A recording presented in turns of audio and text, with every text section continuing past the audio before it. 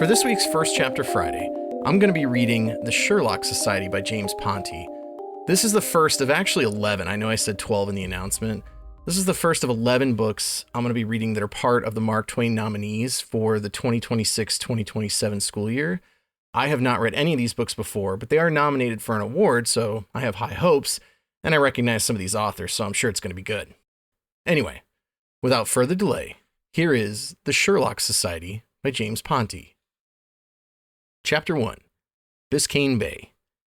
Maybe if our last name was Baker, we would have sold cupcakes. Or if it was Walker, we might have taken care of people's dogs while they were on vacation.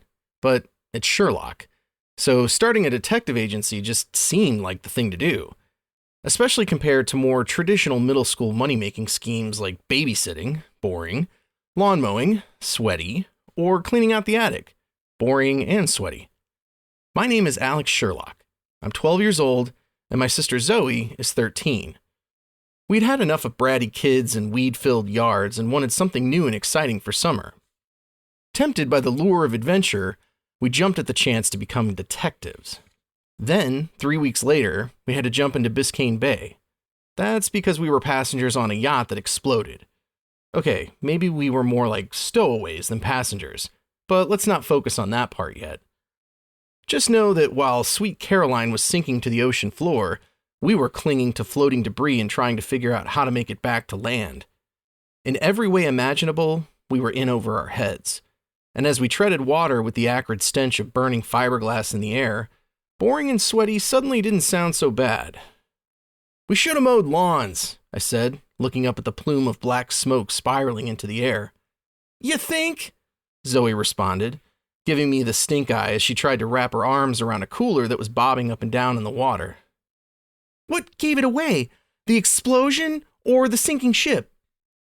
"Technically, it's a boat, not a ship," I replied, instantly regretting my words.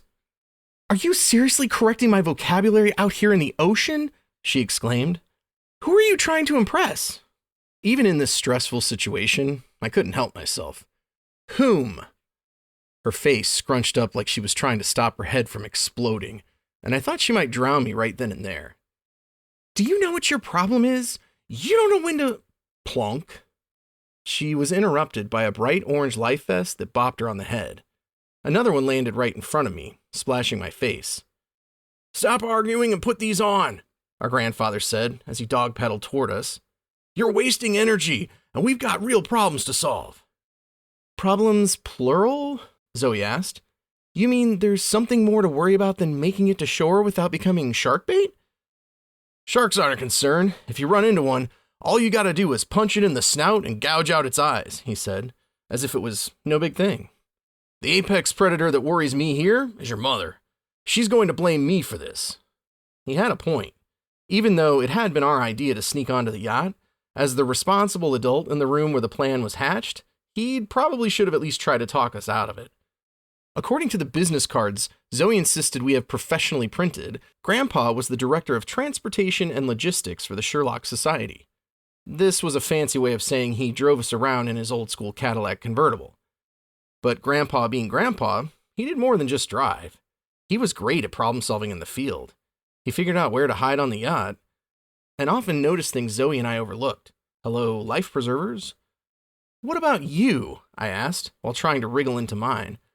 "There are only 2 vests here, but 3 of us. Why don't Zoe and I share one so you can have the other?" "I don't need a life preserver," he scoffed, his pride wounded. "I'm like a fish. I've told you I swam the 400 individual medley in college. They called me the Barracuda." "We know," I said, because he mentioned it at least once a month. "But it's a lot further than 400 yards to the shore." "Besides," Zoe added, "that was like 9 presidents ago." He shot her an indignant look and was no doubt about to make his oft-repeated claim of being the healthiest 73-year-old in Coconut Grove when we heard the shrill sound of an approaching siren. "And the hits keep on coming," Grandpa moaned. "Now we've got cops." Zoe and I turned to see a Marine patrol boat racing to the rescue.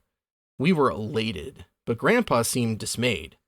"You 2 get your vests buckled and wave them over," he said, his voice quickening. "They'll pluck you out of the water and get you back to safety." Don't you mean pluck us out of the water and get us back? I asked, confused. You're minors, they'll go easy on you, he replied. But I've got something of a checkered history with the Miami Police Department. I'm going to swim for it. Swim for it? Zoe asked, incredulous. You think you can outrace a Marine patrol boat? 4 minutes, 37.2 seconds, Grandpa replied, proudly reciting his best time from college.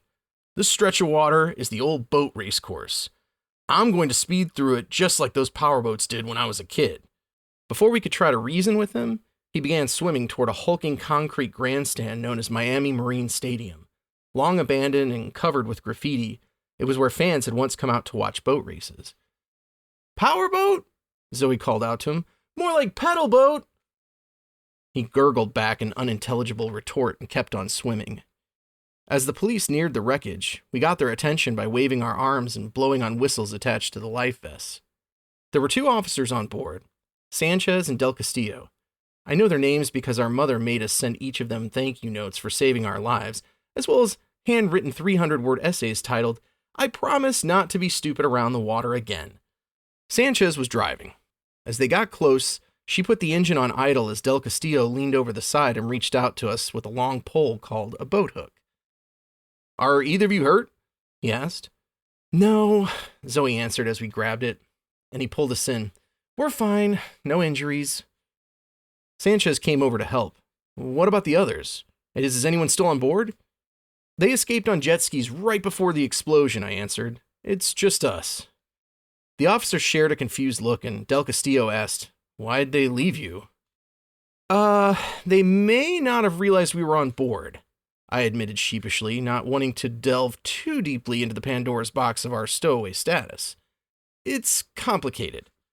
What about him? Sanchez motioned toward Grandpa, who was moving through the water at a very un-barracuda-like speed. Is he complicated too? More than you can possibly imagine, Zoe replied.